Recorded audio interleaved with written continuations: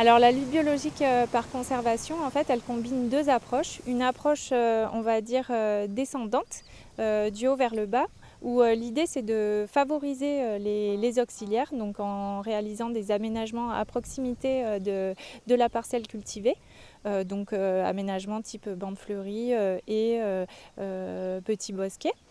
Et l'autre approche consiste à une approche plutôt montante, en fait, du bas vers le haut, où là, en fait, on va défavoriser, rendre le milieu défavorable aux ravageurs, le rendre hostile aux ravageurs. Et ça, en fait, on va jouer sur la parcelle cultivée et on va, par exemple, mettre en place des mélanges variétaux, des cultures associées pour rendre le milieu hostile aux ravageurs. On parle des auxiliaires de culture pour les organismes en fait, qui vont être bénéfiques à la productivité et à la production agricole. Donc on a les insectes pollinisateurs qui peuvent être sauvages ou domestiques.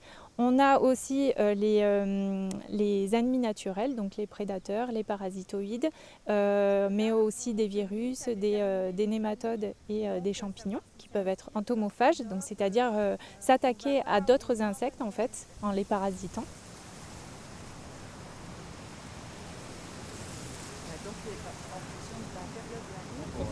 Je m'intéresse depuis toujours en fait aux relations entre les prédateurs et leurs proies, et notamment aux coccinelles et pucerons et aux coccinelles et cochenilles.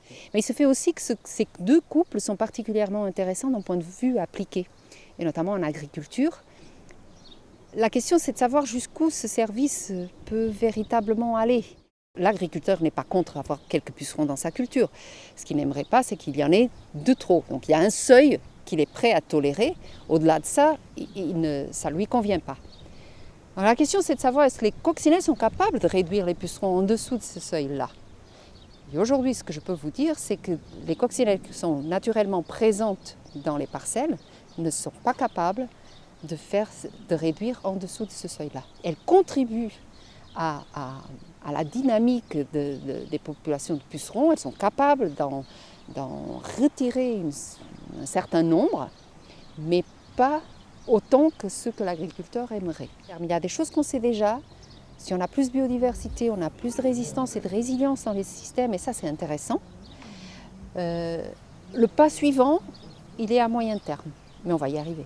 Donc à moyen terme, on peut espérer de comprendre mieux comment on va contrôler ces ravageurs. Mais la réponse, elle est complexe parce que ça dépend de la lutte biologique, mais ça dépend aussi d'autres choses. La lutte biologique est une vision de haut en bas. Je contrôle par le haut, par les prédateurs, par les parasites qui vont manger les autres, ils vont les tuer. Mais on ne contrôle pas une population simplement par le haut. Il y a aussi d'autres actions que les agriculteurs peuvent avoir et qui sont des actions qui vont agir sur les ravageurs par le bas. On parle de plus en plus de diversification des cultures, de cultures associées par exemple. Et on se rend compte que ça aussi a des impacts sur les ravageurs. Quand on passe dans un système bio, il faut revoir tout son système, il faut le revoir dans l'ensemble, dans l'ensemble de la rotation, dans l'ensemble des couverts, dans l'ensemble de l'alimentation du sol, et qu'après la faune et la flore se mettent en place dans ce système-là. Alors j'ai mis en place des bandes fleuries, après j'ai augmenté ma rotation avec 10 cultures et mis en place aussi entre les cultures des couverts végétaux pour qu'il y ait toujours des hôtes pour les insectes. Alors le constat que je fais, c'est qu'il faut du temps pour que la nature revienne quand on l'a chassée à coups de pesticides. Et il faut du temps donc et mettre pas mal de pratiques différentes pour arriver à avoir un résultat. Là, ça fait 7 ans, on commence à voir une vie microbienne et d'insectes qui reviennent.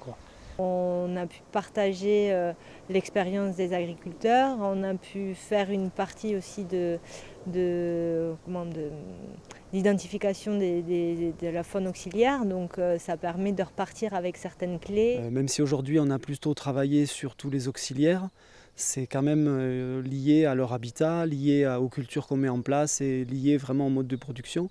Donc vraiment quelque chose de global. De la haie, des nichoirs, de la jachère fleurie et à l'intérieur même des cultures. Sur le maraîchage, c'est quand même plus facile. Par exemple, l'association dans les cultures. de ne pas travailler ou le moins possible en mono-espèces.